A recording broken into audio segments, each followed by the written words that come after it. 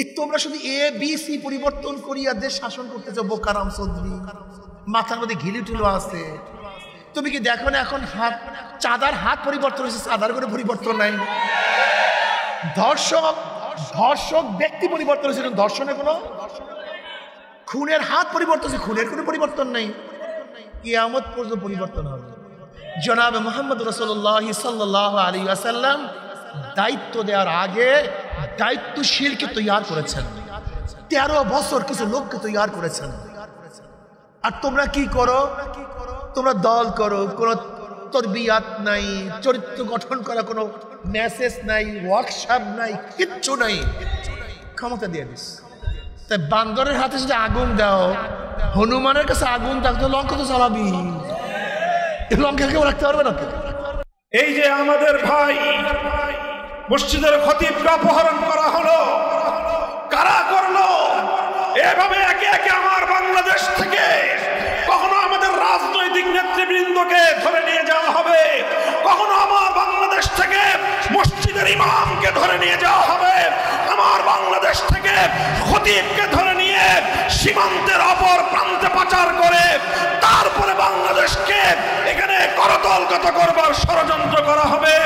যারা বাংলাদেশকে আজও এতটা দুর্বল ভাবে, আমি বলবো তোমরা বোকার স্বর্গে বসবাস করছো। আজ বাংলাদেশে আমাদেরকে সাম্প্রদায়িক সম্প্রীতির সবক শোনানো হয়। আজ মুসলমানদের 90-92 মুসলমানদের মাটিতে শত শত বছর ধরে যেই মুসলমানদের পূর্বপুরুষরা চোখের অশ্রু দিয়ে, মাথার ঘাম জড়িয়ে, বুকের রক্ত দিয়ে মুসলিম জাতিসত্তার ভিত্তিতে যে বাংলাদেশ গড়ে তুলেছে, সেই বাংলাদেশে আমরা সম্প্রীতির দৃষ্টান্ত স্থাপন করে শত শত বছর ধরে চলে এসেছি।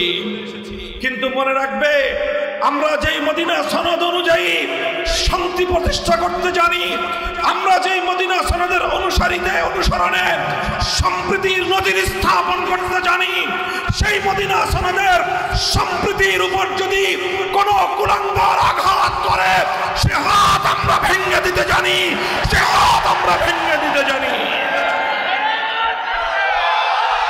আমাদের আশঙ্কা তৈরি হচ্ছে যে এখন বাংলাদেশ এক নতুন বাংলাদেশ হিসেবে উপনীত হওয়ার, একটি নতুন পথে যাত্রা করার, ইসলামের পথে বাংলাদেশ মহাসড়কে যাত্রা করবার প্রস্তুতি গ্রহণ করছে।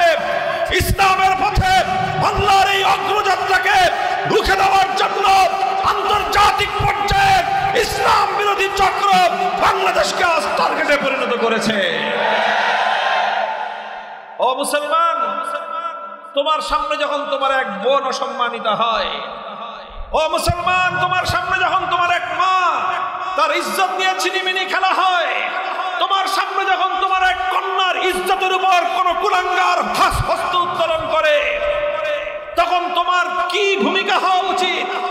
তোমার মনোভাব কি হওয়া উচিত? ইতিহাসের সোনালী পাতা উল্টাও।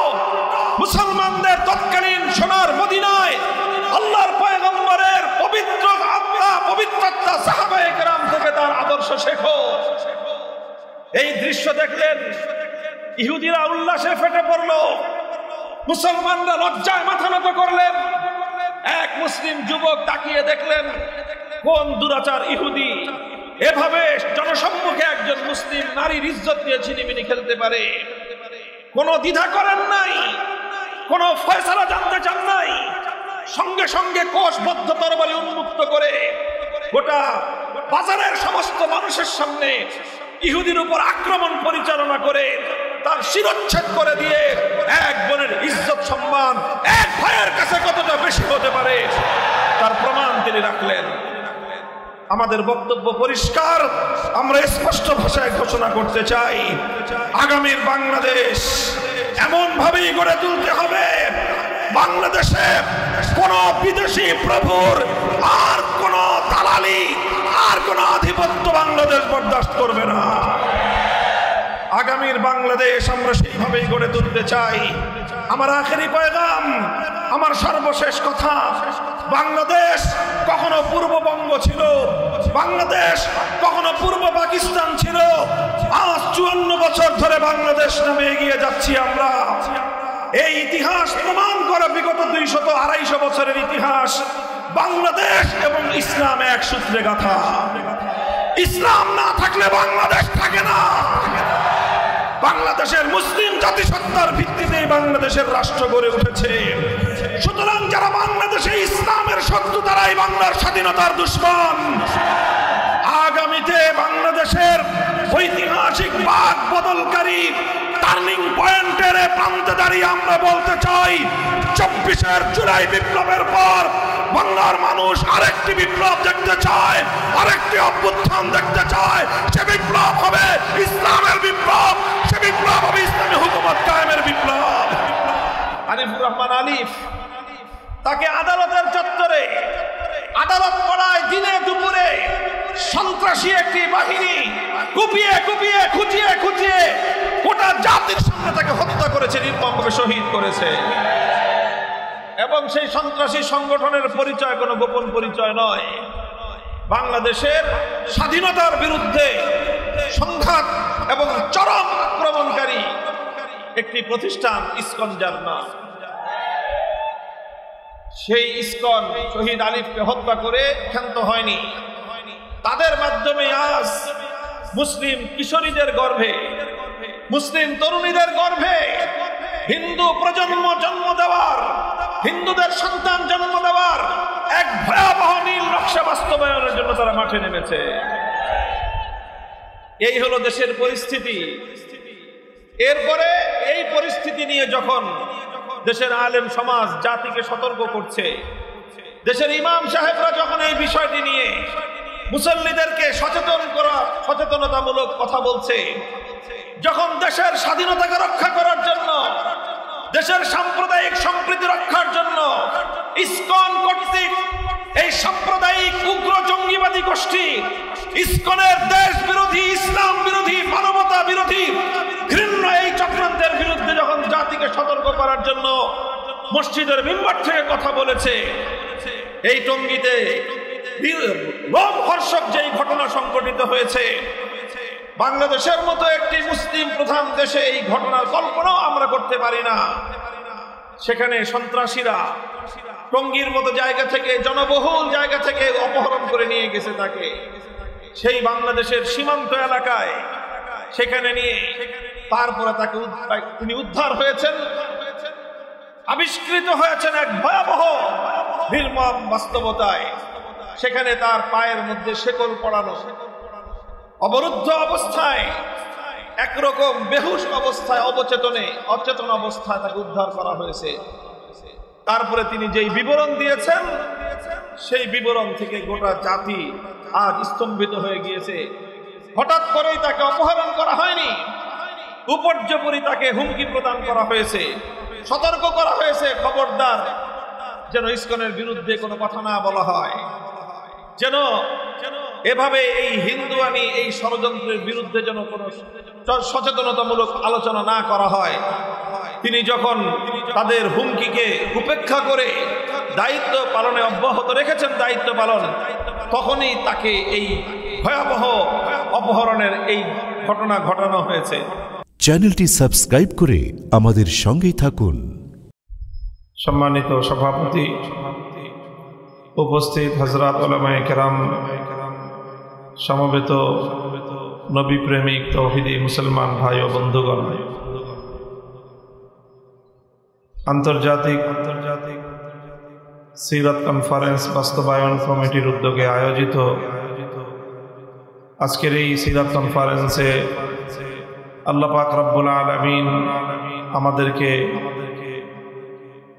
নবী করিম সাল্লাল্লাহু আলাইহি ওয়াসাল্লামের পবিত্র সিরাতের আলোচনা করবার, শুনবার এবং আমাদের সমাজে মৃতপ্রায় এই সমাজে আবার সিরাতুন নবীর পুনর্জাগরণের মাধ্যমে সিরাত আদর্শের অনুসরণকে সমাজে, জাতির মধ্যে আবার ব্যাপকতর করার লক্ষ্যে আয়োজিত এই সিরাত কনফারেন্সে সমবেত হওয়ার তৌফিক দিয়েছেন রব্বে করিমের বড়ই মেহেরবানি।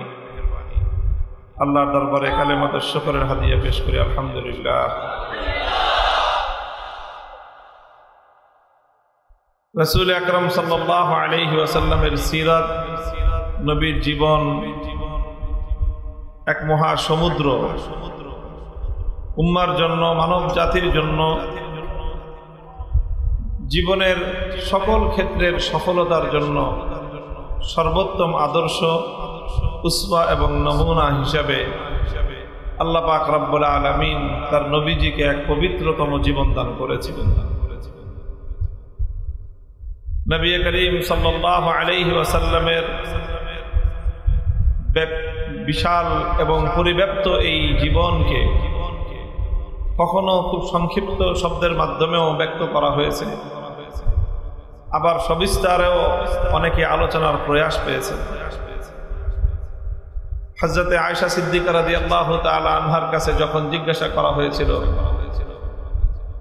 কাইফা কানা খুলুকুন নবী সাল্লাল্লাহু আলাইহি ওয়াসাল্লাম, যে আমার নবীর জীবন চলার পদ্ধতি, নবীজির আচার ব্যবহার কেমন ছিল, হযরত আয়েশা রাদিয়াল্লাহু তাআলা আনহা কতই না চমৎকার অথচ খুবই সংক্ষিপ্ত শব্দে তার জবাব দিয়েছিলেন যে কানা খুলুকুহু আল কুরআন, যে তোমরা কি কোরআন পড়ো না? যে কোরআনে কারীমের মধ্যে যা কিছু বলা হয়েছে, কোরআনে কারীম যেই তত্ত্ব এবং যেই ফালসাফা, যেই জীবন দর্শন কোরআনে কারীম আলোচনা করেছে, তারই প্র্যাকটিক্যাল এবং বাস্তব জীবন্ত নমুনা ছিল রাসূল সাল্লাল্লাহু আলাইহি ওয়াসাল্লামের আদর্শ।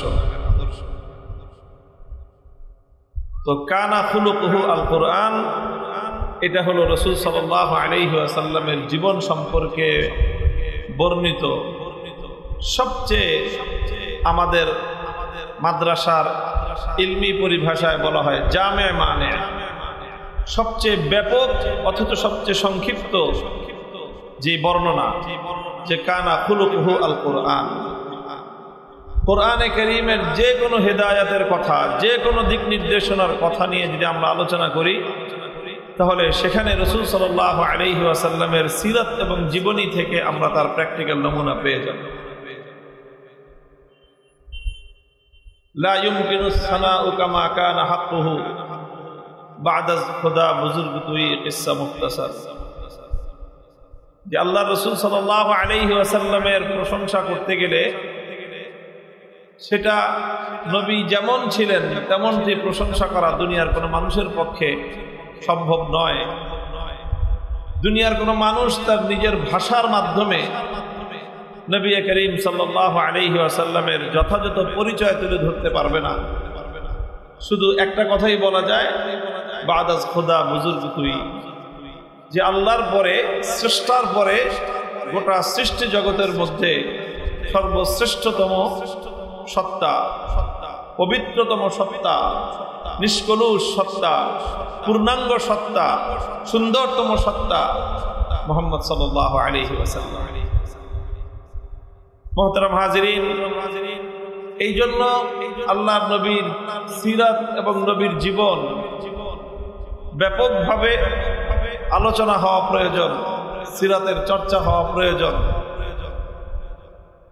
আধুনিক কালে আমাদের জাতীয় এবং আন্তর্জাতিক জীবনের প্রয়োজনীয় প্রতিটি ক্ষেত্রে আমাদেরকে সিরাতুন নবী থেকে সমস্যার সমাধান, চ্যালেঞ্জের মোকাবেলা করার পদ্ধতি সন্ধান করা প্রয়োজন। আজকে আমরা বাংলাদেশে যেই পরিস্থিতিতে আমরা উপনীত আমাদের জাতীয় জীবনে, একটা তো আছেই যে এই মুহূর্তে আমরা বাংলাদেশ তার ইতিহাসের অন্যতম গুরুত্বপূর্ণ একটা টার্নিং পয়েন্টে আমরা উপনীত। জাতির ইতিহাসের বাঁক বদলকারী, মোড় ঘুরানো একটা সিচুয়েশন, একটা পরিস্থিতিতে আমরা আজ উপনীত। এখান থেকে জাতি উন্নতির দিকেও উন্নীত হতে পারে, আবার জাতি অবনতির দিকেও অবনত হতে পারে।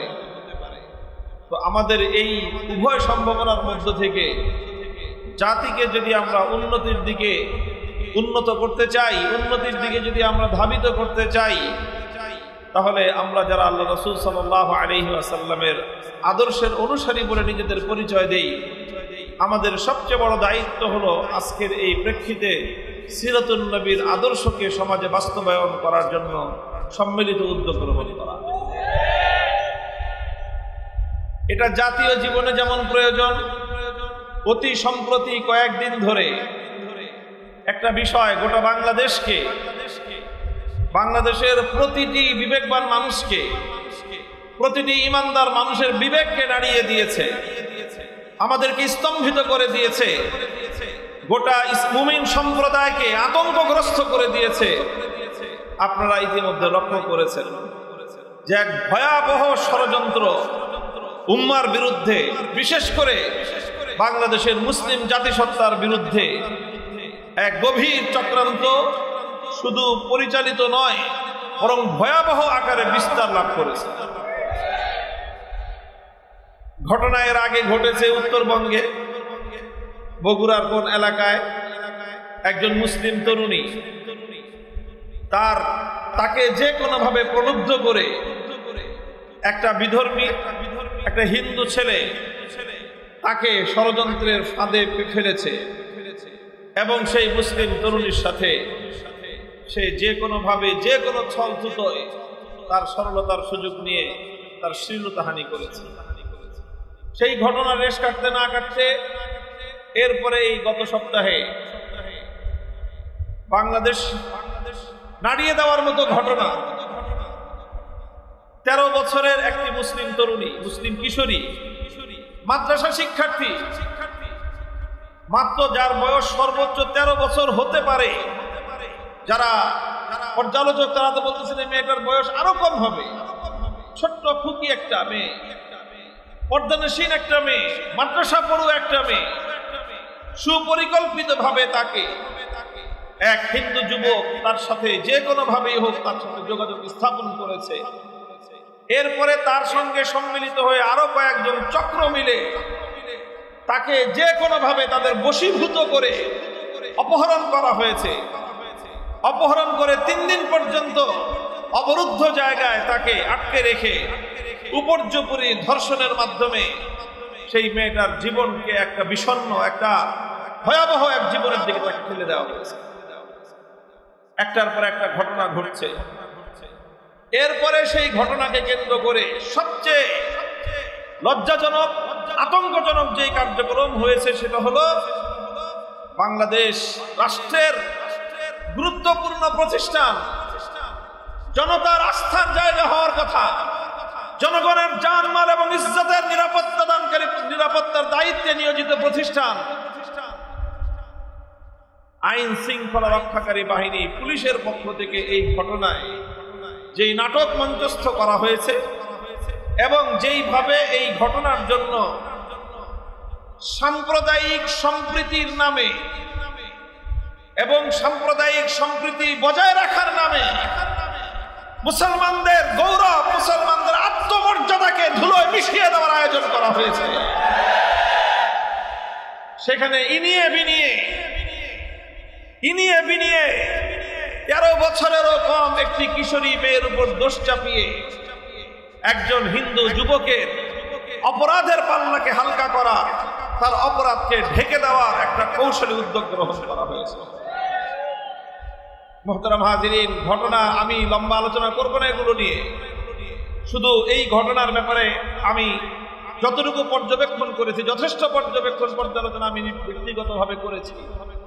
আমার কাছে মনে হয়েছে এই ঘটনার আদ্যপান্ত দেখে, বিবরণ পড়ে শুনে, যে এখানে তাকে যে কোনো উপায়ে বশীভূত করে অপহরণ করে তার সঙ্গে আচরণটা করা হয়েছে।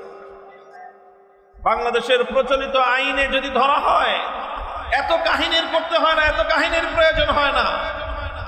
এখানে নানাভাবে অপরাধকে ঢেকে দেওয়ার, আড়াল করার আইন শৃঙ্খলা রক্ষাকারী বাহিনীর পক্ষ থেকে নানা ধরনের কৌশল গ্রহণ করা হয়েছে, যাতে অপরাধের যেই প্রমাণ, সেই প্রমাণকে যেন মুছে ফেলা যায়। এটা গেল। এরপরে একটার পর একটা ঘটনা আপনারা লক্ষ্য করছেন। এই সব ঘটনার মধ্য দিয়ে যেই চিত্রটা সামনে উঠে এসেছে সেটা হলো বাংলাদেশে ইতিপূর্বে চট্টগ্রামে একটা রাষ্ট্রের সবচেয়ে গুরুত্বপূর্ণ প্রতিষ্ঠান বিচার ব্যবস্থা, সেই বিচার বিভাগের সরকারি একজন আইন কর্মকর্তা, একজন প্রসিকিউশন অফিসার শহীদ আরিফুর রহমান আলিফ, তাকে আদালতের চত্বরে আদালত করায় দিনে দুপুরে সন্ত্রাসী একটি বাহিনী কুপিয়ে কুপিয়ে খুঁচিয়ে খুঁচিয়ে গোটা জাতির সামনে তাকে হত্যা করেছে, নির্মমভাবে শহীদ করেছে। এবং সেই সন্ত্রাসী সংগঠনের পরিচয় কোনো গোপন পরিচয় নয়, বাংলাদেশের স্বাধীনতার বিরুদ্ধে সংঘাত এবং চরম আক্রমণকারী একটি প্রতিষ্ঠান ইসকন, যার নাম। সেই ইসকন শহীদ আলিফকে হত্যা করে ক্ষান্ত হয়নি। তাদের মাধ্যমে আজ মুসলিম কিশোরীদের গর্ভে, মুসলিম তরুণীদের গর্ভে হিন্দু প্রজন্ম জন্ম দেওয়ার, হিন্দুদের সন্তান জন্ম দেওয়ার এক ভয়াবহ নীল নকশা বাস্তবায়নের জন্য তারা মাঠে নেমেছে। এই হলো দেশের পরিস্থিতি। এরপরে এই পরিস্থিতি নিয়ে যখন দেশের আলেম সমাজ জাতিকে সতর্ক করছে, দেশের ইমাম সাহেবরা যখন এই বিষয়টি নিয়ে মুসল্লিদেরকে সচেতনতামূলক কথা বলছে, যখন দেশের স্বাধীনতাকে রক্ষা করার জন্য, দেশের সাম্প্রদায়িক সম্প্রীতি রক্ষার জন্য ইসকন কর্তৃক এই সাম্প্রদায়িক উগ্র জঙ্গিবাদী গোষ্ঠী ইসকনের দেশ বিরোধী, ইসলাম বিরোধী, মানবতা বিরোধী ঘৃণ্য এই চক্রান্তের বিরুদ্ধে যখন জাতিকে সতর্ক করার জন্য মসজিদের মিম্বার থেকে কথা বলেছে, এই টঙ্গীতে রোমহর্ষক যেই ঘটনা সংঘটিত হয়েছে, বাংলাদেশের মতো একটি মুসলিম প্রধান দেশে এই ঘটনার কল্পনাও আমরা করতে পারি না। সেখানে সন্ত্রাসীরা টঙ্গীর মতো জায়গা থেকে, জনবহুল জায়গা থেকে অপহরণ করে নিয়ে গেছে তাকে, সেই বাংলাদেশের সীমান্ত এলাকায় সেখানে নিয়ে তারপরে তাকে তিনি উদ্ধার হয়েছেন, আবিষ্কৃত হয়েছেন এক ভয়াবহ নির্মম বাস্তবতায়।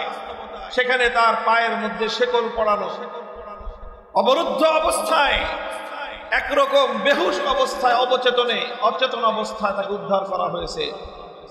তারপরে তিনি যেই বিবরণ দিয়েছেন, সেই বিবরণ থেকে গোটা জাতি আজ স্তম্ভিত হয়ে গিয়েছে।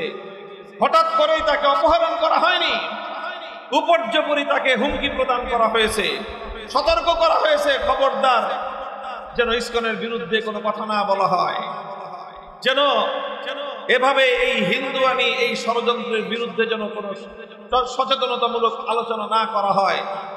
তিনি যখন তাদের হুমকিকে উপেক্ষা করে দায়িত্ব পালনে অব্যাহত রেখেছেন, দায়িত্ব পালন, তখনই তাকে এই ভয়াবহ অপহরণের এই ঘটনা ঘটানো হয়েছে। মুহতারাম হাজিরিন, ঘটনাগুলো একটার পর একটা ঘটতেছে এবং বাংলাদেশের বর্তমান যে রাজনৈতিক ক্রান্তিকাল, সেই ক্রান্তিকালে একটার পরে একটা নাশকতামূলক ঘটনা ঘটতেছে। এই সব কিছু দেখে আমাদের আশঙ্কা তৈরি হচ্ছে যে এখন বাংলাদেশ এক নতুন বাংলাদেশ হিসেবে উপনীত হওয়ার, একটি নতুন পথে যাত্রা করার, ইসলামের পথে বাংলাদেশ মহাসড়কে যাত্রা করবার প্রস্তুতি গ্রহণ করছে। ইসলামের পথে বাংলার এই অগ্রযাত্রাকে রুখে দেওয়ার জন্য আন্তর্জাতিক পর্যায়ে ইসলাম বিরোধী চক্র বাংলাদেশকে আজ টার্গেটে পরিণত করেছে।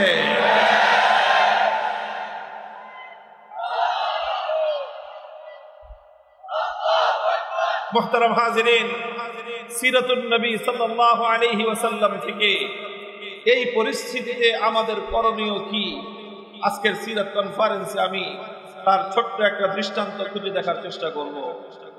আমরা জানি আল্লাহ রাসূল সাল্লাল্লাহু আলাইহি ওয়াসাল্লাম যখন মক্কা থেকে পবিত্র মদিনায় হিজরত করলেন, মদিনায় হিজরত করার পরে নবী করিম সাল্লাল্লাহু আলাইহি ওয়াসাল্লামের সর্বপ্রথম উল্লেখযোগ্য তাৎপর্যময় ইতিহাস সৃষ্টিকারী ঘটনা ছিল মদিনা সনদ। মদিনা সনদ, যেটা কি তিনি আল্লাহ রাসূল সাল্লাল্লাহু আলাইহি ওয়াসাল্লাম তৈরি করেছিলেন, যেই সনদে মদিনার আন্তঃধর্মীয় যেই সম্প্রদায়গুলো, সবগুলো সম্প্রদায় সেই সনদের মাধ্যমে একটি শান্তিপূর্ণ সহ অবস্থানের চুক্তিতে আবদ্ধ হয়েছিলেন। মদিনাতে তিন জাতি তখন, ইহুদি, পৌত্তলিক এবং একত্ববাদী মুসলিম। তিন জাতির মধ্যে সম্প্রীতির চুক্তি হলো, সহ অবস্থানের চুক্তি হলো, নিজেদের মধ্যে আস্থা এবং বিশ্বাসের চুক্তি হলো। কেউ কারো বিরুদ্ধে ষড়যন্ত্র করবে না, কেউ কারো বিরুদ্ধে চক্রান্ত করবে না, কেউ কারো বিরুদ্ধে হামলা এবং আক্রমণ পরিচালনা করবে না, কেউ কারো বিরুদ্ধে শত্রুর সাথে হাত মেলাবে না। এই জাতীয় সুস্পষ্ট দফাগুলোর ভিত্তিতে মদিনা সনদ স্বাক্ষরিত হলো। মদিনা সনদের সর্বপ্রথম বড় ধরনের ভঙ্গ হলো একটি ঘটনাকে কেন্দ্র করে। মদিনাতে ইহুদি যে সম্প্রদায়গুলো ছিল তার মধ্যে উল্লেখযোগ্য সম্প্রদায় গণনা করতে গেলে তিনটি সম্প্রদায় হয়: বনু নজির, বনু কুরাইজা, বনু কাইনুকা। বনু কাইনুকা, বনু নজির আর বনু কুরাইজার পরেই যাদের অবস্থান ছিল মদিনায়। আল্লাহ রাসূল সাল্লাল্লাহু আলাইহি ওয়াসাল্লাম যখন ইসলামী ইতিহাসের প্রথমবারের মতো বদরের রণাঙ্গনে মক্কার কুরাইশদের বিরুদ্ধে যুদ্ধে অবতীর্ণ হলেন, ৩১৩ জন সৈনিক নিয়ে আল্লাহর পয়গম্বরের নেতৃত্বে বদর যুদ্ধে আল্লাহ পাক রব্বুল আলামিন ইসলাম এবং মুসলমানদেরকে ঐতিহাসিক বিজয় দান করলেন। যেই বিজয়ে মুসলমানদের মনোবল আকাশচুম্বী উত্তোলিত হলো, মুসলমানদের আত্মবিশ্বাস বেড়ে গেল। আল্লাহ পাক রব্বুল আলামিন বদরের যুদ্ধের মাধ্যমে ইসলামের এক নতুন যাত্রা সূচনা করলেন এবং এই বদরের যুদ্ধে মক্কার কুরাইশদের কোমর ভেঙে গেল এবং ইসলামের এক অভাবনীয় উত্থান ঘটে গেল। ইসলামের এই উত্থানে মদিনার ইহুদিদের অন্তরের মধ্যে, তাদের মনে বিদ্বেষের আগুন জ্বলে উঠল, হিংসার আগুন। অথচ তাদের সাথে শান্তিপূর্ণ সহ অবস্থানের চুক্তি, সেই চুক্তি তারা উপর্যুপরি ভঙ্গ করতে লাগলো, মুসলমানদেরকে উত্তপ্ত করতে লাগলো। ইতিহাস লেখে ইহুদিরা তখন মুসলমানদেরকে দেখলেই বলতো, তোমরা মক্কার কুরাইশদের বিরুদ্ধে যুদ্ধে বিজয় অর্জন করেছো, তাই বলে মনে ভেবো না যে তোমরা ইহুদিদের সাথেও পারবে। মক্কার কুরাইশরা তারা যোদ্ধা জাতি না, যুদ্ধের কৌশল তারা জানে না, শিক্ষা দীক্ষা লাভ করে নাই, মূর্খ জাতি। এই জন্য তাদের বিরুদ্ধে তোমরা যুদ্ধ বিজয় অর্জন করেছো। যদি কোনোদিন ইহুদিদের সাথে তোমাদের যুদ্ধ হয়, সেদিন টের পাবা যে যুদ্ধ কত কঠিন এবং তখন তোমরা কোনোভাবেই আর বিজয় অর্জন করতে পারবে না। এই কথার মাধ্যমে মুসলমানদেরকে উপর্যুপরি তারা উত্তপ্ত করত, উস্কানি দিত।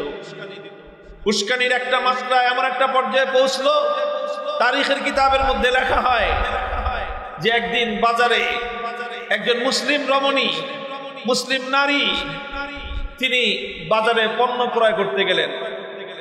সেই আরবের তৎকালীন সমাজ ব্যবস্থায় সেই স্বাভাবিক রীতিনীতি অনুযায়ী একজন সম্ভ্রান্ত মুসলিম নারী তিনি যখন পণ্য ক্রয় করতে বাজারে গিয়ে কোনো একজন বিক্রেতার পণ্য পরখ করতেছিলেন, পণ্য দেখতেছিলেন, বসে বসে বসে পণ্য পরখ করতেছিলেন, খেজুর অথবা অন্য কিছু দেখে কিনবেন।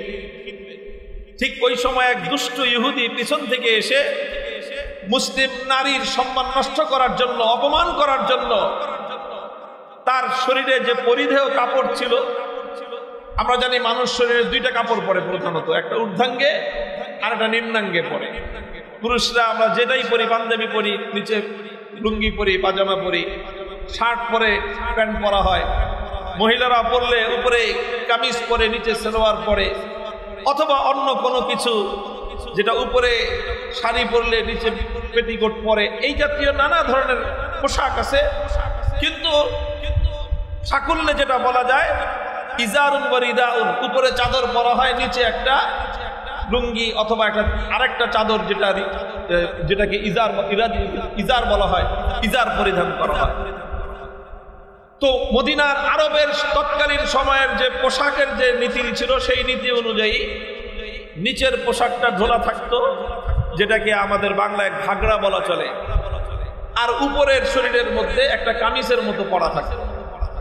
তো ওই দুরাচার ইহুদি পেছন দিক থেকে এসে ওই মহিলার নিচের অংশের যে ঘাগড়া অথবা তার যে আপনার পেটিকোটের মতো যে কাপড়টা পরিধান করা ছিলেন তিনি, ওই কাপড়ের নিম্নাঙ্গের সাথে একটা কাঁটা দিয়ে তার অজান্তে পেছন দিকে তার উপরের কাপড়ের সাথে আটকে দিয়েছে। বুঝেন না এই ঘটনা? নিচের কাপড়টাকে একটু করে তুলে একটা কাঁটা দিয়ে পিঠের পিছনের কাপড়ের সাথে আটকে দিয়েছে। কারণ স্বাভাবিকভাবেই যখন মহিলা তিনি যখন উঠে দাঁড়িয়েছেন বসা অবস্থা থেকে, উঠে দাঁড়ানোর সাথে সাথে তার উপরের কাপড়ের সাথে নিম্নের কাপড় পিছন দিক থেকে উপরে উঠে গেছে। একটা অসম্মান, কত বড় একটা অমর্যাদা একজন সম্ভ্রান্ত নারীর জন্য এটা, যে শত শত হাজার হাজার মানুষ বাজারের মধ্যে তার সতর খুলে গেছে। আর এই যখন একজন মহিলা এমন অপমানিত হলেন, ইহুদিরা যারা এই চক্রান্ত করেছিল, দুষ্ট চক্র, তারা এটা উল্লাসে ফেটে পড়ল। একজন মুসলিম রমণীকে অসম্মান করে, অপমান করে তারা উল্লাসে ফেটে পড়ল। তারা আরো বেশি তাকে অপমান করতে লাগলো।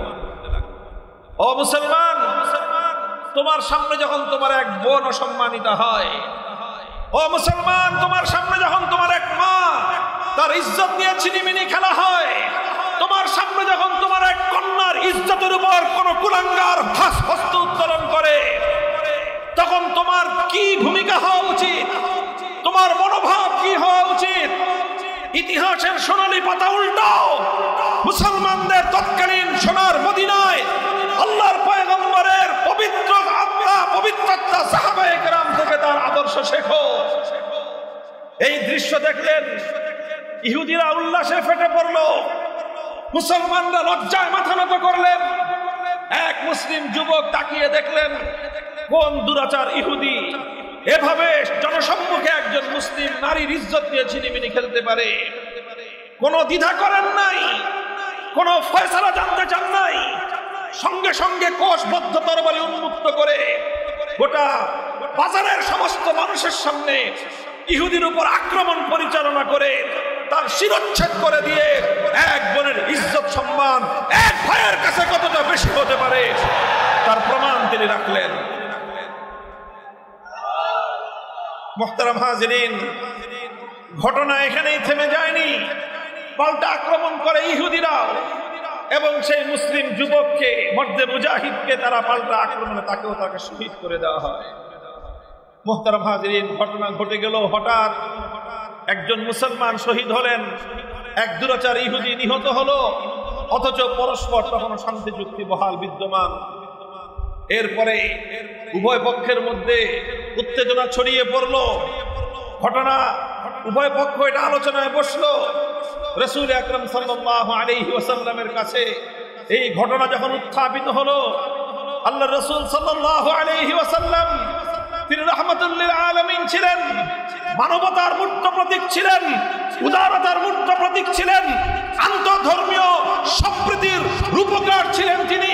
মদিনা সনদ বাস্তবায়নের মাধ্যমে বিশ্ব ইতিহাসে ভিন্ন ভিন্ন জাতিগুলো কিভাবে একসঙ্গে একটা ভূখণ্ডে শান্তিপূর্ণভাবে বসবাস করতে পারে, এই বিশ্ব ইতিহাসের সবচেয়ে বড় রূপকার মুহাম্মদ আরবি সাল্লাল্লাহু আলাইহি ওয়াসাল্লাম। তার সামনে যখন এই ঘটনা উত্থাপিত হলো, তিনি ফয়সালা দিয়েছিলেন যে এক মুসলিম নারীর ইজ্জত নিয়ে যারা ছিনিমিনি খেলতে পারে, মুসলমান সব প্রশ্নে আপোষ করতে পারে, মুসলমান তার মায়ের ইজ্জতের প্রশ্নে আপোষ করতে পারে না। আল্লাহর পয়গম্বর ফয়সালা ঘোষণা করলেন, বনু কাইনুকা তারা আমার এক কন্যাকে অপমান করেছে এবং যেই মুসলমান সেই দুরাচারের বিরুদ্ধে তরবারি উন্মুক্ত করেছে তার তরবারিতে যথাযথ ফয়সালাই কার্যকর হয়েছিল। সুতরাং ইহুদিরা তাকে হত্যা করে দ্বিতীয় অপরাধ তারা করেছে, একজন নিরপরাধ মুসলমানকে তারা শহীদ করেছে। কাজেই এখন বনু কাইনুকাকে আমাদের এই দুই ঘটনার জন্য তাদেরকে মাথা পেতে অপরাধ স্বীকার করে আমার এই নিহত মুসলমানের মৃত্যুর বিনিময়ে তাকে তার ক্ষতিপূরণ রক্তপান দিয়ত দিতে হবে। বনু কাইনুকায়ের লোকজন দিয়ত দিতে গরিমসি করবার সঙ্গে সঙ্গে আল্লাহর রাসূল সাল্লাল্লাহু আলাইহি ওয়াসাল্লাম ফয়সালা শুনায় দিলেন, বিশ্বাসঘাতকতা করেছে বনু কাইনুকা, চুক্তি ভঙ্গ করেছে বনু কাইনুকা, তারা মুসলমানদের সঙ্গে শান্তিপূর্ণ সসম্মানে অবস্থান করবার যেই চুক্তি করেছিল, সেই চুক্তি ভঙ্গ করার মাধ্যমে মদিনাতে অবস্থান করবার অধিকার তারা হারিয়ে ফেলেছে। সুতরাং আল্লাহর পয়গম্বর ঘোষণা করলেন, বনু কাইনুকা মদিনায় বসবাস করতে পারবে না, তাদেরকে মদিনা ছেড়ে বাইরে চলে যেতে হবে। তাদেরকে নির্দিষ্ট সময়ের আলটিমেটাম ঘোষণা করে আমার নবী, বিশ্ব নবী রাহমাতুল লিল আলামিন সাল্লাল্লাহু আলাইহি ওয়াসাল্লাম বললেন, নির্ধারিত সময়ের পর অপরাধী গোত্র বনু কাইনুকার কোন ব্যক্তিকে যদি মদিনায় পাওয়া যায়, তার বিরুদ্ধে মুহাম্মদ আরবির পক্ষ থেকে মৃত্যুদণ্ডের ঘোষণা করা হলো।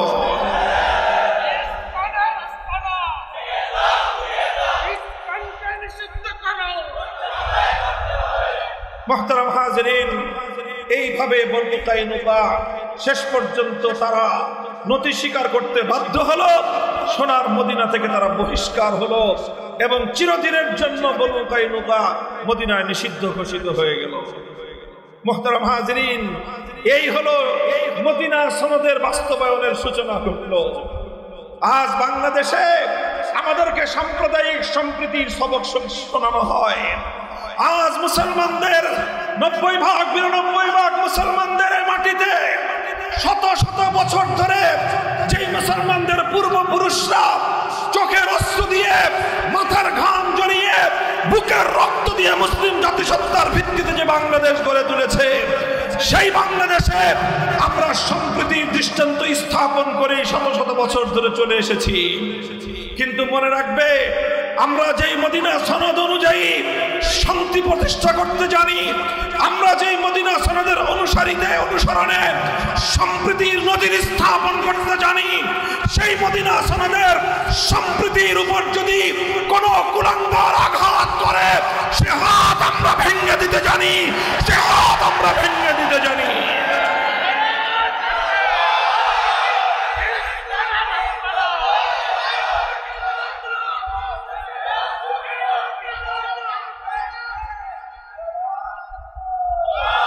আমাদের বক্তব্য পরিষ্কার।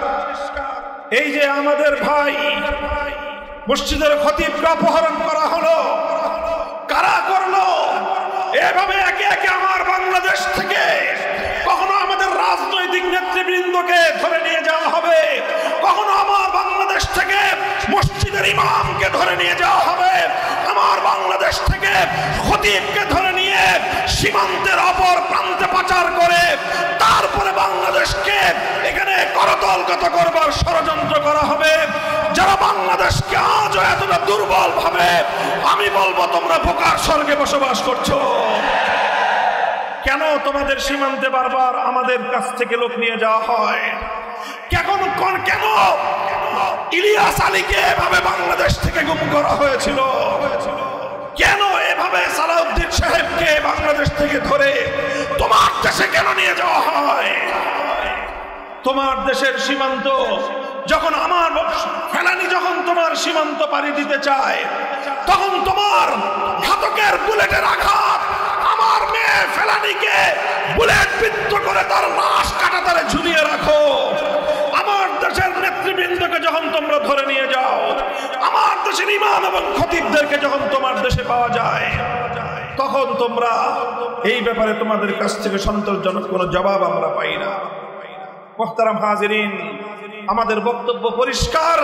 আমরা স্পষ্ট ভাষায় ঘোষণা করতে চাই, আগামীর বাংলাদেশ এমন ভাবেই গড়ে তুলতে হবে, বাংলাদেশে কোন বিদেশি প্রভুর আর কোন দালালি, আর কোন আধিপত্য বাংলাদেশ বরদাস্ত করবে না।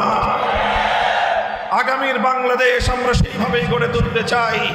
আমার আখেরি পয়গাম, আমার সর্বশেষ কথা, বাংলাদেশ কখনো পূর্ববঙ্গ ছিল, বাংলাদেশ কখনো পূর্ব পাকিস্তান ছিল। আজ 54 বছর ধরে বাংলাদেশ নামে এগিয়ে যাচ্ছি আমরা। এই ইতিহাস প্রমাণ করে, বিগত 200-250 বছরের ইতিহাস, বাংলাদেশ এবং ইসলাম এক সূত্রে গাঁথা। ইসলাম না থাকলে বাংলাদেশ থাকে না। বাংলাদেশের মুসলিম জাতিসত্তার ভিত্তিতে বাংলাদেশের রাষ্ট্র গড়ে উঠেছে। সুতরাং যারা বাংলাদেশে ইসলামের শত্রু, তারাই বাংলার স্বাধীনতার দুশমন। আগামীতে বাংলাদেশের ঐতিহাসিক বাক বদলকারী টার্নিং পয়েন্টের প্রান্তে দাঁড়িয়ে আমরা বলতে চাই, 24 জুলাই বিপ্লবের পর বাংলার মানুষ আরেকটি বিপ্লব দেখতে চায়, আরেকটি অভ্যুত্থান দেখতে চায়। সে বিপ্লব হবে ইসলামের বিপ্লব, সে বিপ্লব হবে ইসলামী হুকুমত কায়েমের বিপ্লব। এই প্রস্তুত থাকবেন তো ইনশাআল্লাহ? আগামীর বাংলাদেশের মানুষ ইসলাম ছাড়া এদেশে আর কিছু দেখবে না ইনশাআল্লাহ। এদেশে ইসলাম না থাকলে, ইসলামী রাষ্ট্র প্রতিষ্ঠা যদি না করতে পারি আমরা, বাংলাদেশের স্বাধীনতা রক্ষা করা সম্ভব হবে না। ইসলামী রাষ্ট্র প্রতিষ্ঠার মাধ্যমেই সম্প্রীতি সত্যিকার অর্থে বাস্তবায়ন করা সম্ভব হবে। হিন্দুত্ববাদী চক্রান্তের হাত থেকে বাংলাদেশকে যদি আমরা উদ্ধার করতে না পারি, বাংলাদেশের স্বাধীনতা বিপন্ন হয়ে যাবে। আল্লাহ পাক রব্বুল আলামিন আমাদেরকে তৌফিক দান করুন। বাংলাদেশের সকল ইসলামপন্থীরা আমরা হাতে হাত রাখছি, ইনশাআল্লাহ আজান উঠবে। আজান, এই আজান যখন উঠবে, গোটা বাংলাদেশের 55,000 বর্গ মাইল থেকে সকল ধর্মপ্রাণ মুসলমানদেরকে সাড়া দেওয়ার জন্য প্রস্তুত থাকতে হবে ইনশাআল্লাহ। نصر من الله وفتح قريب وآخر دعوانا الحمد لله رب العالمين والسلام عليكم ورحمة الله। আল্লাহ পাকের শুকর যে মাওলাই করিম দামি এক মাজলিসে আসার বসার বলা শোনার তৌফিক আল্লাহ পাক দান করছেন, এর জন্য শুকরিয়া তান সবাই বলে আলহামদুলিল্লাহ। জনাব মুহাম্মদ রাসূলুল্লাহ সাল্লাল্লাহু আলাইহি ওয়াসাল্লাম দুনিয়াতে আসছেন কেন? নবী রসুলগণ দুনিয়াতে আসছেন কেন? তাদের আসার উদ্দেশ্যটা কি? এই কথাটা যদি আমাদের জেহেনের মধ্যে একবার বসে যায়, আমাদের হাজারো মাসালা হল হয়ে যাবে। নবী রসুলগণ দুনিয়াতে কম্পিউটার আবিষ্কার করার জন্য আসেন নাই, নবী রসুলগণ দুনিয়াতে প্লেন আবিষ্কার করার জন্য আসেন নাই, দ্রুতগামী ট্রেন আবিষ্কার করার জন্য আসেন নাই। নবী রসুলগণ দুনিয়াতে আসছেন মানুষরূপী অমানুষদেরকে মানুষ বানাবার জন্য। বলেন কিসের জন্য আসছেন? সবাই বলেন। মানুষরূপী অমানুষদেরকে মানুষ বানাবার জন্য তারা দুনিয়াতে আসছেন। আমি কি বলতে চাই, মানুষের রূপের নামই মানুষ না, মানুষের চেহারার নাম মানুষ না। দেখেন, ফেরাউনের চেহারা মানুষের মতোই ছিল, কিন্তু মানুষ ছিল না। নমরুদের চেহারা মানুষের মতোই ছিল, সাদ্দাদের চেহারা মানুষের মতোই ছিল, কিন্তু অরিজিনালি মানুষ ছিলেন না। ওমর ইবনে খাত্তাব রাদিয়াল্লাহু তাআলা ইসলাম গ্রহণ করার আগে, ঈমান আনার আগে, নবী আলাইহিস সালাতু ওয়াস সালামকে হত্যা করার জন্য নাঙ্গা তলোয়ার নিয়ে রওনা করছেন। যেই ব্যক্তি নবী আলাইহিস সালাতু ওয়াস সালামকে হত্যা করার জন্য রওনা করছে, সে ব্যক্তি ভালো মানুষ না খারাপ মানুষ? এর চেয়ে খারাপ কেউ হতে পারে না। দুনিয়ার মধ্যে সবচেয়ে নিকৃষ্ট ওই ব্যক্তি যে নবীদেরকে হত্যা করে, তাদের চেয়ে নিকৃষ্ট কেউ হতে পারে না। আবার হতভাগ্য ওই ব্যক্তি যে নবীর মাধ্যমে হত্যা হয়, তার চেয়ে হতভাগাও কেউ হতে পারে না। তো ওমর ইবনে খাত্তাব রাদিয়াল্লাহু তাআলা আনহু নাঙ্গা তলোয়ার নিয়ে জনাব মুহাম্মদ রাসূলুল্লাহ সাল্লাল্লাহু আলাইহি ওয়াসাল্লামকে হত্যা করার জন্য রওনা করছেন। মানুষটা ভালো ছিল না খারাপ ছিল? এর চেয়ে খারাপ কেউ হতে পারে না। অথচ এই ব্যক্তি ইসলাম গ্রহণ করার পর, ঈমান আনার পরে তার অবস্থাটা কি হয়েছে? কথা বলেন তো। বাতাস তার কথা শোনে, পানি তার কথা শুনে, জমিন তার কথা শুনে। ওমর ইবনে খাত্তাব রাদিয়াল্লাহু তাআলা মদিনার মধ্যে বক্তৃতা করতেছিলেন, খুতবা দিতেছিলেন। সারিয়া রাদিয়াল্লাহু সিরিয়া যুদ্ধ করতেছিলেন। ওই খুতবার মধ্যে আওয়াজ দিয়েছে, ইয়া সারিয়াতুল জাবাল, এ সারিয়া পাহাড়ের দিকে তাকাও। কোথায় মদিনা আর কোথায় সিরিয়া? শত শত কিলোমিটার দূরে। সেখান থেকে আওয়াজ দিয়েছেন। সারিয়া রাদিয়াল্লাহু আওয়াজ পেলেন, কিন্তু ভুরুক্ষেপ করলেন না। আমিরুল মুমিনিন মদিনায়, আমি অনেক দূরে। কিসের আওয়াজ? তিনি প্রথমবার ভ্রুক্ষেপ করলেন না, দ্বিতীয়বার আবার আওয়াজ দিয়া সারিয়াতুল জাবাল, হে সারিয়া পাহাড়ের দিকে তাকাও। সারিয়া রাদিয়াল্লাহু এদিকে ওদিকে তাকালেন, কার আওয়াজ পাইতিস? দ্বিতীয়বার সে পদক্ষেপ গ্রহণ করেন নাই। তৃতীয়বার আবার সারিয়াতুল জাবাল। সারিয়া রাদিয়াল্লাহু একবার শূন্য প্রেরণ করলেন, দেখো তো পাহাড়ের উপরে কি। মুসলিম সৈন্যরা গিয়ে দেখলেন অন্য দিক থেকে কাফেররা আক্রমণ করার জন্য প্রস্তুতি গ্রহণ করছে। তখন তাদের উপর মুসলমানরা হামলা করছে। ওইদিকে মদিনা মানুষগুলো চিন্তা করতেছে, সারিয়া তো আমাদের বাহিরে অনেক দূরে, আর ওমর ইবনে খাত্তাব কাকে সম্বোধন করতেছে, তারাও আশ্চর্য। সারিয়া রাদিয়াল্লাহু তাআলা আশ্চর্য। বিজয়ের পরে মদিনা যখন ফিরছে, মদিনাবাসী বলতে, সারিয়া ভাই, সারিয়া অমুক সময় জুমার দিন আমিরুল মুমিনিনের কোনো আওয়াজ পেয়েছো নাকি? সেও চমকে গেছে। হ্যাঁ। বলে কি ঘটনা? বলে আমি যুদ্ধরত অবস্থায় ছিলাম, অমনি আমিরুল মুমিনিন বলছে, ইয়া সারিয়াতুল জাবাল, আমি ভ্রুক্ষেপ করি নাই। দ্বিতীয়বার ভ্রুক্ষেপ করি নাই।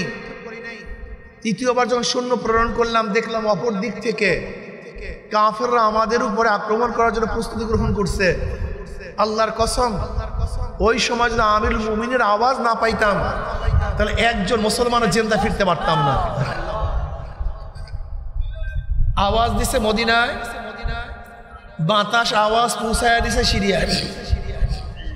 অথচ ওমরের ইসলাম গ্রহণ করার আগে যে চেহারা ছিল, ইসলাম গ্রহণ করার পরে একই চেহারা, উচ্চতাও আগের মতোই, রং আগের মতোই, চক্ষু দুইটাই, চারটা হয় নাই। দুনিয়ার কোনো পরিবর্তন হয় না, অবয়বের কোনো পরিবর্তন হয় নাই।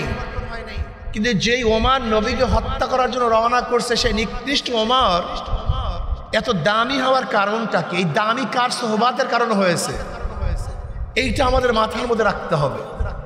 নবী রসুলগণ মানুষদেরকে ইঞ্জিনিয়ারিং শিক্ষা দেওয়ার জন্য আসেন নাই, বড়লোক বানাবার জন্য আসেন নাই, বরং এই মানুষরূপী মানুষদেরকে মানুষ বানাবার জন্য আসছেন। এটা মাথার মধ্যে রাখতে হবে। আমরা দেখা যায় ইসলামের মধ্যে শুধু দুনিয়া খোঁজ করার জায়গা না, দুনিয়া খোঁজ করার হাজারো জায়গা আছে। ইসলামের মূল উদ্দেশ্য হলো মানুষরূপী মানুষদেরকে মানুষ বানানো। যাদের একসময় কোনো দাম ছিল না, তাদেরকে দামি বানানো। বেলাল হাফসি রাদিয়াল্লাহু তাআলার মতো গোলাম, নিজেও গোলাম, বাবায় গোলাম, দাদায় গোলাম, 1 টাকার মালিক না। অথচ বেলাল হাফসি ইসলাম গ্রহণ করার আগে কোনো দাম ছিল না, সম্মান ইজ্জত বলতে কিছুই ছিল না। কিন্তু ইসলাম গ্রহণ করার পরে বেলাল হাফসির মান মর্যাদা কেমন? বেলাল হাফসি হাটে জমিনের মধ্যে, পায়ের আওয়াজ আরশের মধ্যে। বেলাল হাফসি আজান দেয় জমিনের মধ্যে, আজানের শব্দ 7 আসমান ভেদ করে চলে যায় আরশের মধ্যে।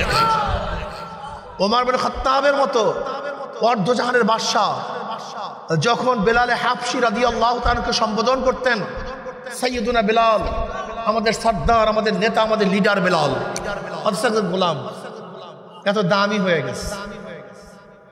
কিয়ামতের ময়দানে নবী আলাইহিস সালাতু ওয়াস সালাম যে উটের উপর থাকবেন, সেই উটের রশি থাকবে বেলাল হাফসির হাতের মধ্যে। অথচ চেহারার মধ্যে পরিবর্তন আসে নাই।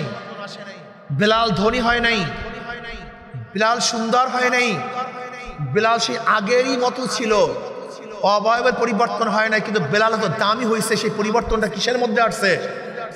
কলব। জোরে বলেন কি? জোরে বলেন।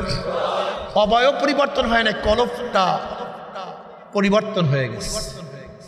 মিশর দখল করার পর আপনারা জানেন, নীল নদীর মধ্যে প্রতি বছর একজন সুন্দরী সুশ্রী মেয়েকে জবে করতে হইতো, এছাড়া জোয়ার আসতো না।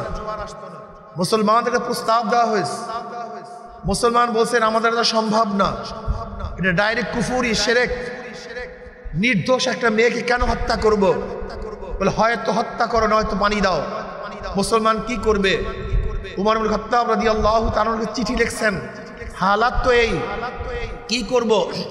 তখন উমর ইবনে খাত্তাব রাদিয়াল্লাহু সরাসরি নীল নদের কাছে চিঠি লিখছেন, হে নীল নদ, যদি আল্লাহর হুকুমে জারি হয়, আমার চিঠি পাইতে দেরি, জারি হইতে দেরি করবি না। আর আল্লাহর হুকুমে জারি না হলে তোর জারি হওয়ার দরকার নাই। ঐতিহাসিকরা বলেন এই চিঠি পানির মধ্যে পড়তে দেরি, জোয়ার সৃষ্টি হতে দেরি হয়নি। ওমরের কথা পানিতে শোন।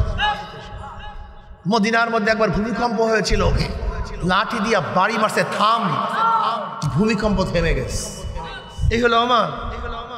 তার মানিটা দাহিয়াতুল কলবি রাদিয়াল্লাহু তাআলা আনহু, আপনারা জানেন ইসলাম গ্রহণ করার আগে নিজের ঔরাস জাত 70টা কন্যা সন্তানকে জ্যাতা কবর দিয়েছিল। এটা মানুষ হতে পারে না।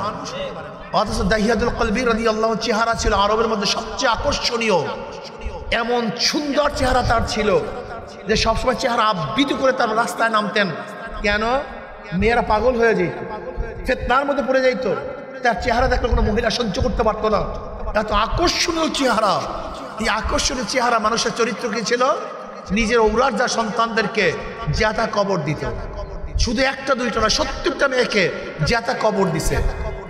কিন্তু ইসলাম গ্রহণ করার পরে এই দাহিয়াতুল কলবির চেহারা এবং অমুক তমুক পরিবর্তন হয়নি। কিন্তু দাহিয়াতুল কলবি রাদিয়াল্লাহু কি পরিবর্তন হয়েছিল? যে যার সুরাত ধরিয়া জিবরাইল দুনিয়াতে আসতো। অধিকাংশ সময় যে মানুষের সুরাত ধরিয়া জিবরাইল আলাইহিস সালাতু দুনিয়াতে আসছেন, অধিকাংশ সময় কার সুরাত ধরতেন? এই দাহিয়াতুল কলবি রাদিয়াল্লাহু তাআলা। বাহ্যিক তো আগের মতোই, কিন্তু দাহিয়ার এমন কি পরিবর্তন হলো যে জিবরাইল তার সুরাত ধরেন। সেই পরিবর্তনটা কি বলেন? কি জোরে বলেন।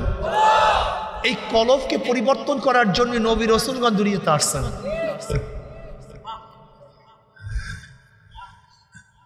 অথচ কলবের চিন্তা আপনার মধ্যে আমার মধ্যে নাই। আমি মনে করি, বিশ্বাস করি, শুধু দল, শুধু নেতা পরিবর্তনের মাধ্যমে দেশের শান্তি আসতে পারে না। নবী আলাইহিস সালাতু ওয়াস সালাম 13 বছর মক্কায় কিছু লোক তৈয়ার করেছেন।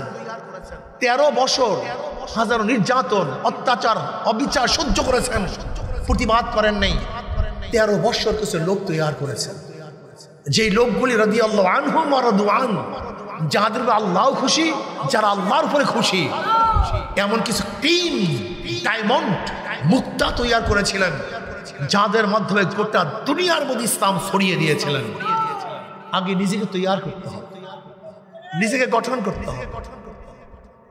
ইসলামী আন্দোলনে প্রত্যেকটা নেতা কর্মীকে মনে রাখতে হবে জনাব মুহাম্মদ রাসূলুল্লাহ সাল্লাল্লাহু আলাইহি ওয়াসাল্লামের চরিত্র গঠন করলেই কামিয়াব হব।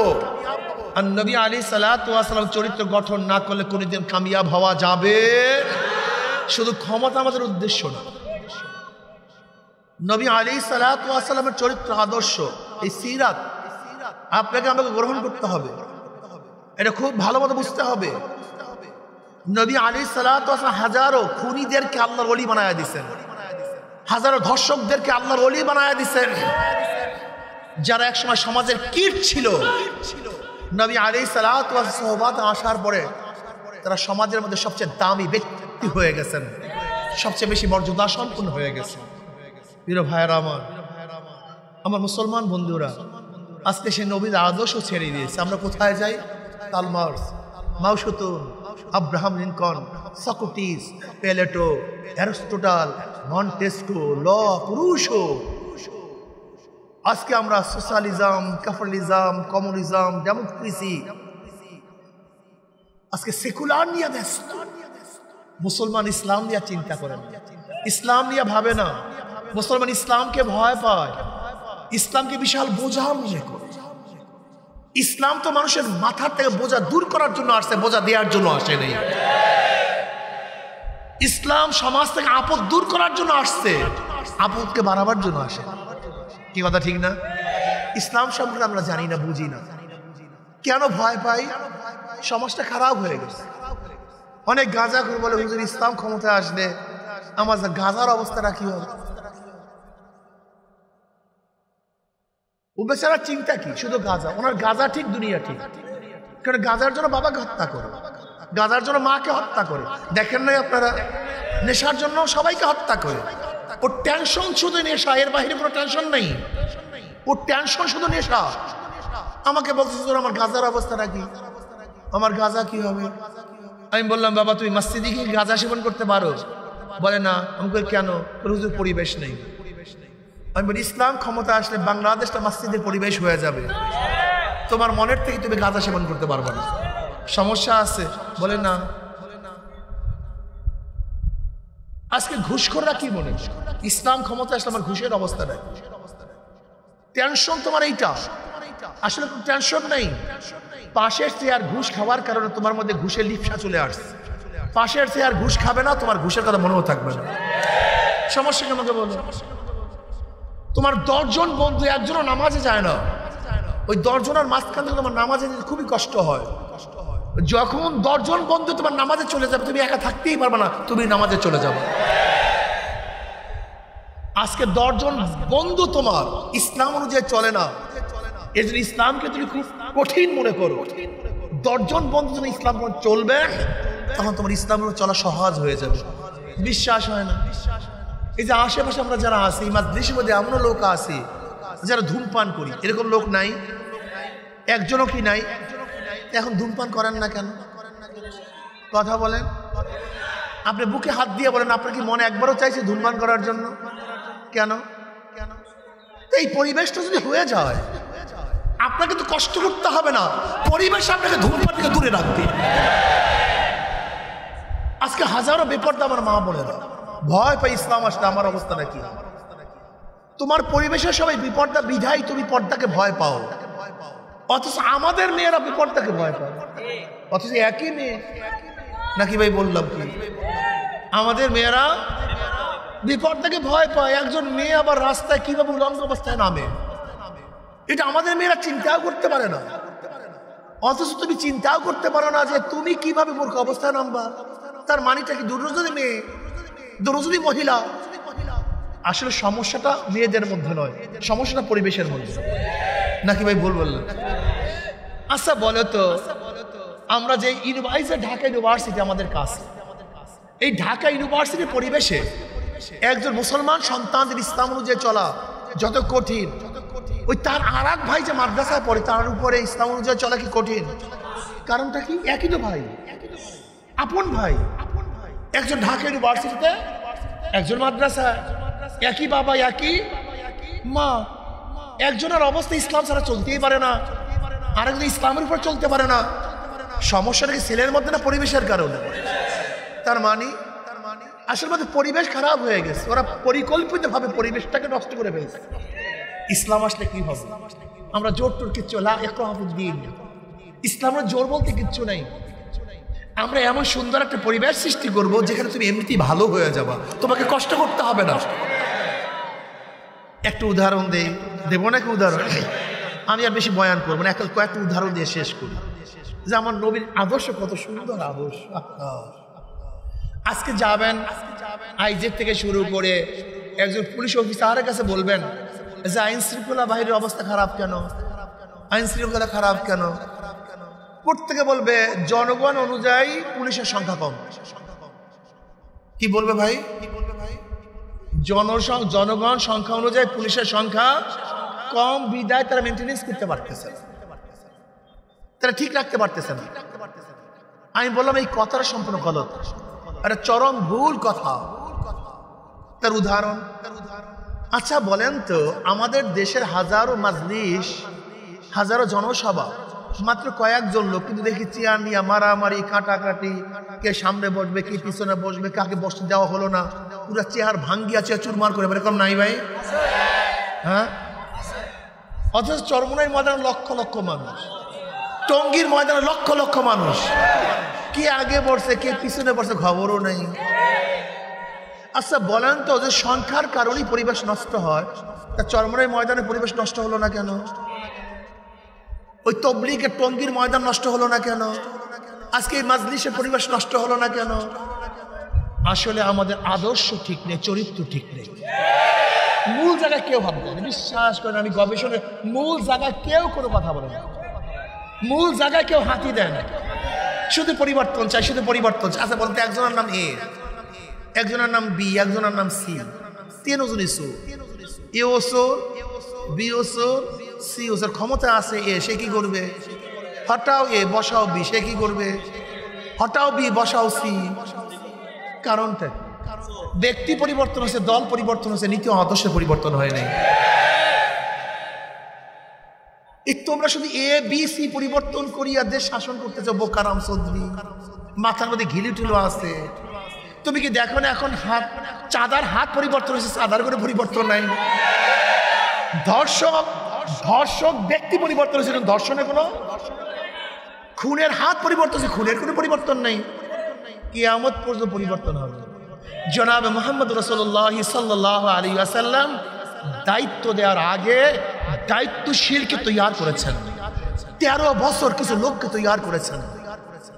আর তোমরা কি করো? তোমরা দল করো, কোনো তরবিয়াত নাই, চরিত্র গঠন করা কোনো মেসেজ নাই, ওয়ার্কশপ নাই, কিচ্ছু নাই। ক্ষমতা দিয়ে দিস। তাই বান্দরের হাতে যদি আগুন দাও, হনুমানের কাছে আগুন থাকতো, লঙ্কা তো চালাবি। লঙ্কা কেউ রাখতে পারবে না। আমাকে অনেকে বলে, হুজুর যে লঙ্কা যায় সে হনুমান হয়। আমি বলে, বেয়াকুব, লঙ্কা তো গ্যাসেই হনুমান, সে তো হনুমান হবে না কি হবে? কাল একটা বয়ান করছিলাম চিটাঙ্গে বয়ান করছিলাম যে আমাদের সমস্যা কোন জায়গায়, সমস্যাটাই চিহ্নিত করি। আলেম ওলামাদের সমস্যা কোন জায়গায়? চিটাং বললাম। আলেম ওলামাদের সমস্যা হলো নিজে যা পড়ি পরে আমল করি না, বিশ্বাস হয় না। এইমাত্র মুহাদ্দিস সাহেব তকবীরুল্লাহর ফজিলাত পড়াইছে, কিন্তু তকবীরুল্লাহ মুহাদ্দিস সাহেব কথা কয় না। যারা পড়ছে তারাও পায় না। এইমাত্র হাদিসে পড়াইছে তকবীরুল্লাহর ফজিলাত, মুহাদ্দিস সাহেব তকবীরুল্লাহ পায় নাই, ছাত্ররাও পায় না। এইমাত্র মুহাদ্দিস সাহেব হাদিসের মধ্যে বুখারীর মধ্যে পড়াইছে জামাতের ফজিলাত, মুহাদ্দিস সাহেব যায় নাই, ছাত্ররাও যায়। এইমাত্র কিতাবুল ঈমানের মধ্যে পড়াইছে আনতা আবুদাল্লাহ কাআন্নাকা তারা ফাইন লাম তাকুন তারাহু ফাইন্নাহু ইয়ারাক। নামাজের সূরা 2টা, হয়তো আল্লাহকে তুমি দেখবা অথবা আল্লাহ তোমাকে দেখবে। এই 2 সূরাতের মানে ইবাদত নেই। এইমাত্র কত যে তাহকিক করছি, কত তাফসীর, কত তাহকিক এই হাদিসের উপরে, অথচ যে পড়াইছি তারও খেয়াল নাই যে আমার খুশু আছে কি নাই, আর যারা পড়ছে তাদেরও খবর নেই। এইমাত্র কিতাবুল মাগাজি পড়াইছে, যুদ্ধের বয়ান পড়াইছে, জিহাদের বয়ান, অথচ যে পড়াইছি তার মধ্যে যুদ্ধের স্পৃহা নাই, যারা পড়ছেন তাদের মধ্যে। কথাটা মিথ্যা বললাম নাকি ভাই? হ্যাঁ, দেখেন তো আমরা যা পড়ি যা পড়াই আমাদের সাথে মিল আছে? সমস্যা এখানে, আর কিচ্ছু নেই। সমস্যা অন্য কোনো জায়গায় না। কাবুরা মাক্তান ইনদাল্লাহি আন তাকুলু মা লা তাফআলুন। আমাদের মূল সমস্যা হলো তুমি হাদিস পড়াইতেছো ছাত্রদেরকে, তুমি একদিনও চিন্তা করছো আমি আমল করছি না, কি বলতেছি, কি পড়াইতেছি? কাবুরা মাক্তান ইনদাল্লাহির মিসদাক বানাইতে শুধু ওয়াইজির। তুমি যে পড়াইতেছো তুমি মিসদাকের মধ্যে নাই, তুমি বলো নাই হাদিস ছাত্রদেরকে। এইমাত্র বললাম কদ আফলাহাল মুমিনুনা আল্লাযীনা হুম ফি সালাতিহিম খাশিউন, অথচ আমি যে নামাজে দাঁড়াইছি আমার খুশি খুশি বলতে কিচ্ছু নেই। বিশ্বাস করো, আমি আমার শ্রোতাদেরকে বলবো, আমি আমার নিজেকে বলি, সিরাতুল আম্বিয়া শোনার নাম না, মানার নাম। শেষ একটা ঘটনা বলিয়া শেষ করি। এরকম সিরাতুল নবী আলাইহিস সালাতু ওয়াস সালাম কনফারেন্সে এক হিন্দু পণ্ডিত চমৎকার বক্তব্য দিয়েছেন নবী আলাইহিস সালাতু ওয়াস সালাম সম্পর্কে। হিন্দু পণ্ডিতের বক্তব্য শোনেন না, চমৎকার বক্তব্য দেয়।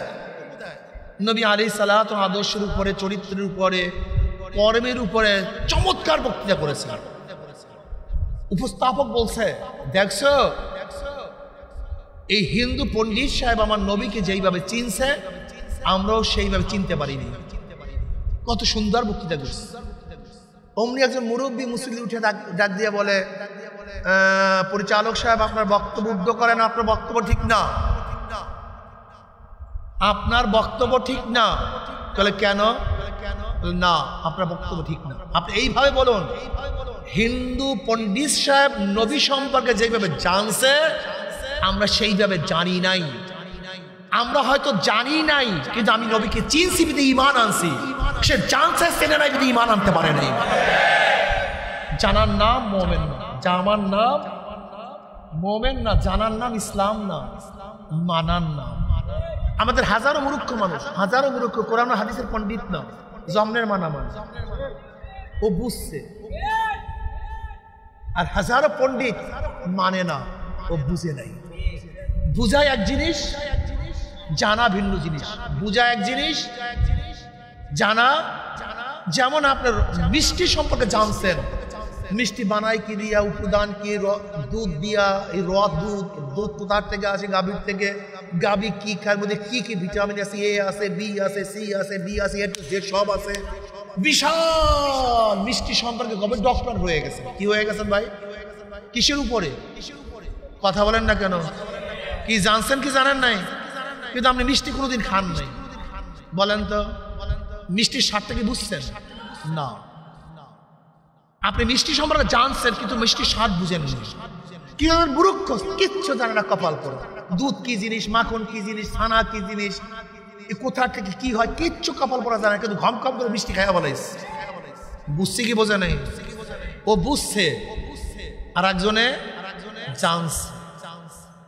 ঠিক আমরাও অনেক ইসলাম সম্পর্কে জানি, বুঝি না, কিন্তু হাজারো মূর্খ মানুষ, রিক্সাওয়ালা, ঠেলাওয়ালা ইসলাম সম্পর্কে বুঝছে, এর জন্য জীবনের বিনিময়ে তারা ইসলামকে পালন করে।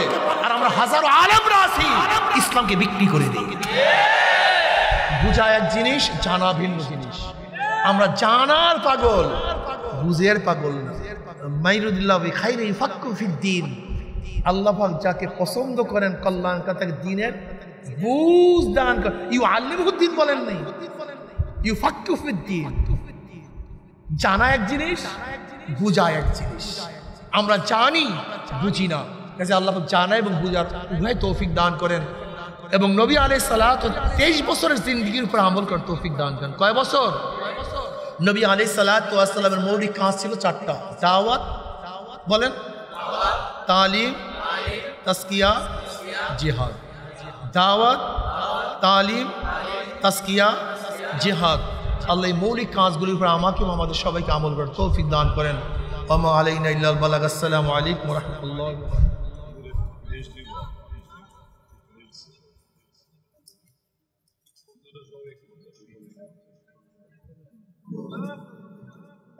আলহামদুলিল্লাহ, আন্তর্জাতিক ফিরাত বাস্তবায়ন কমিটির পক্ষ থেকে সবাইকে শুভেচ্ছা জানাচ্ছি।